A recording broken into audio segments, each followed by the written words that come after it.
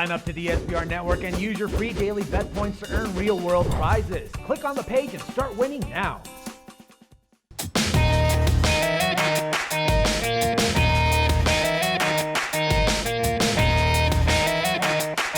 Hi, welcome to SBR Forum Videos. I'm Peter Loshak. We are doing a bunch of conference previews with Joe Duffy from OffshoreInsiders.com, who's given us a ton of great advice and winning picks for quite a while now. Joe Duffy, thanks for being back with us. Thank you, Peter. All right, before we get into the ACC, give a quick plug for OffshoreInsiders.com. Tell us how college basketball has gone for you.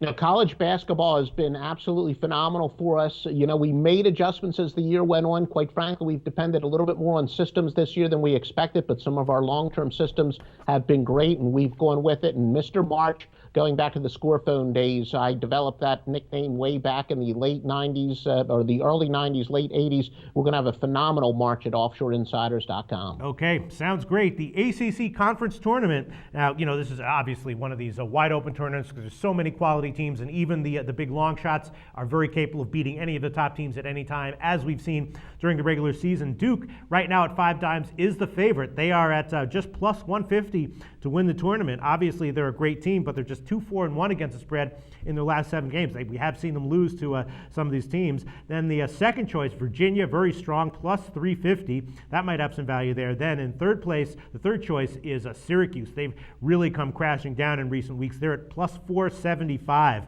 And they have really been bad recently. 5-1 against the spread over the last 7, including losing 4 out of 6 straight up. Then the fourth choice is North Carolina at plus 650. Then Pittsburgh at plus 1,000. And then you got some of the middle-ranked teams: Maryland plus 4,000, Florida State plus 4,000, Clemson plus 5,000.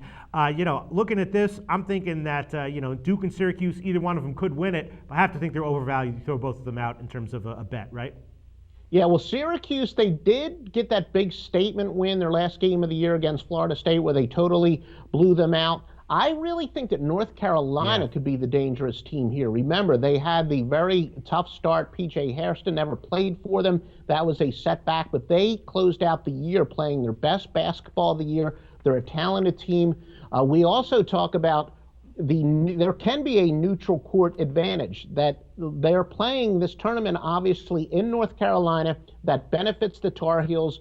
They're a team that is peaking at the right time. Virginia's a team that certainly overachieved a little bit. Maryland, one of the reasons that they're going to the Big Ten next year, they felt that the North Carolina-based teams always had an advantage because most of these tournaments have been in the state of North Carolina. And I'm actually surprised that UNC, as well as they're playing, and the fact that this game is in Greensboro, which they'll have a little bit of an advantage against the non-North Carolina teams. They're going to be my choice for the best long shot here. And they're a quality team that's, again, we're going to have to use that term, peaking at the right time for sure.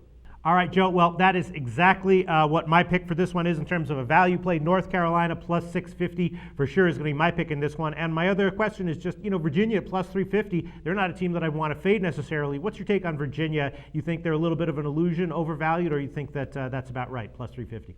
Yeah, no, it's about right. They had that spectacular year, but again, I'm going to get back to what I said, that they're at a little bit of a disadvantage when they play a Duke or a North Carolina, maybe even NC State could upset them, that this tournament is in the state of North Carolina, and I think that's the biggest reason. If the hypothetical, this tournament were being played in Virginia, they might actually be the favorites, but the odds makers, they're no dummies. They know that it's not truly a neutral game for every team, and certainly Virginia does not really have much of a regional advantage when they're going up against the other top teams in this tournament, and that's kind of a shame. It's impossible to make it completely neutral and completely fair. There's no way to do that. But I think that is the reason why Virginia is the regular season champion and they're not the favorites, is simply because of Greensboro being the location. Okay, and then let's look at some of the individual game lines. In the first round, Wake Forest plus 3.5 over Notre Dame. I'm kind of liking that, unless there's some kind of some piece of information that I'm not getting. I'm kind of liking that quite a lot. And then I'm also liking Georgia Tech -1 over Boston College.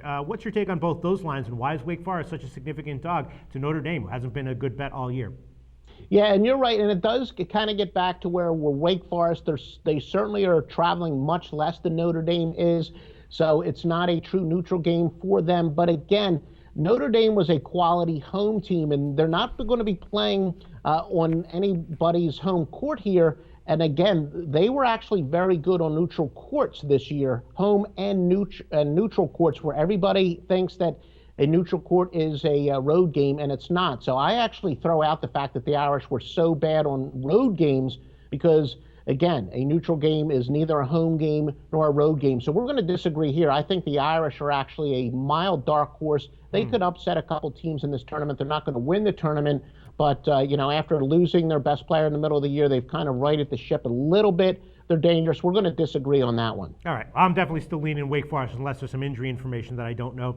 And then looking ahead to possible matchups, if Pitt advances to the quarterfinals, they'll be up against UNC. And in that situation, I'll definitely want to take UNC, even if UNC is, a pretty decent-sized favorite. Pitt has been a bad overall bet recently and on the year. And they even covered 3 of their last 4, but all 3 of those covers were very, very close. If Pitt advances to the quarterfinals, we take UNC, right?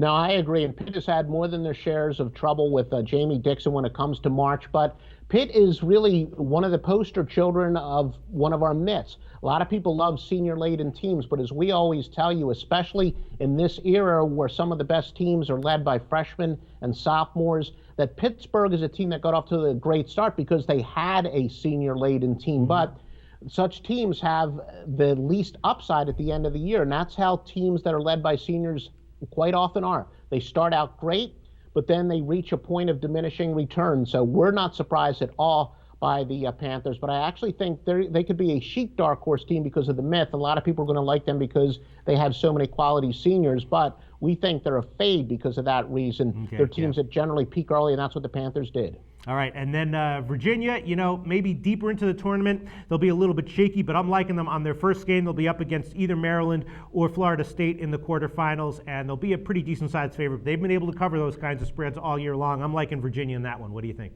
Yeah, no, Virginia's been a quality team, and I think they can kind of ride the no-respect card, much like Miami did last year. Miami won the regular season title, but everybody said they were a fluke, and what did they do? They go on and they wound up winning the conference tournament. Some people, though, a lot of people think that Maryland has a chip on their shoulder for what I discussed earlier. Part of the reason they're going to the Big Ten, they felt the ACC was they really benefited the North Carolina teams. They always wanted to have the tournament in Maryland, which the conference did not oblige. They might have a little bit of a chip on their shoulder, but at the end of the day, Virginia is the more talented team, and I think they're much like Miami last year. They can play that no-respect card, saying, look, we won the regular season conference title, but no one's given us the respect, so they may make a statement. So I would agree with you there. Okay, and then finally, if Syracuse and Duke meet in the semifinals, kind of a clash of 2 overvalued teams, I think Syracuse is a lot more overvalued. Should be a competitive line in that one. I'd be taking Duke, right? Yeah, no, I would go with Duke in part because what we said, the game's in North Carolina, but again, Syracuse, if they can right their ship, get their confidence back, you never know. They were a team that started out 25-0, and then their confidence went down to 2, where they lost a couple close games, including that controversial game to Duke. So, Syracuse, if they get the hot hand again, they can be dangerous. It's going to be a heck of a game, but all in all, because Duke has a little bit of the regional advantage, I would go with Duke. All right. Thanks so much, Joe. All right. Thank you, Peter.